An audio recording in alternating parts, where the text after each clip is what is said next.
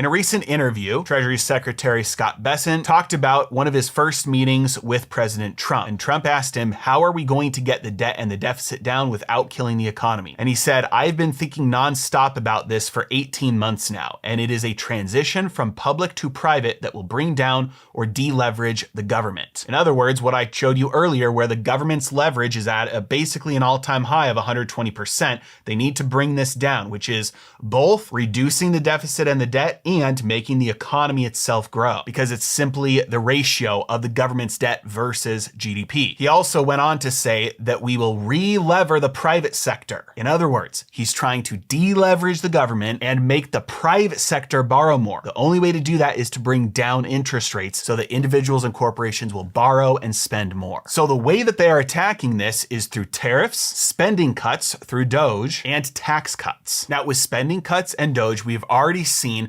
tons of money faucets just shut off from the government that were just spitting money out to all sorts of non-governmental organizations and departments and agencies, government software contracts in excess of the number of people in the department, all sorts of money just flooding out. These were misallocations of resources, malinvestments, and unproductive private sector recipients of taxpayer money. Shutting this off will be painful for the recipients who were net destructive of wealth. That means that all of those private sector companies and non-governmental organizations that get the money faucet shut off are going to have short-term pain. This will contribute to unemployment for everybody who is on the receiving end of free government money. That is a bad thing for those individuals, but it is a good thing for everybody else because they were not net producers of wealth. They were simply taking yours. This is also the case with every federal employee who is getting fired. It is bad for that person individually,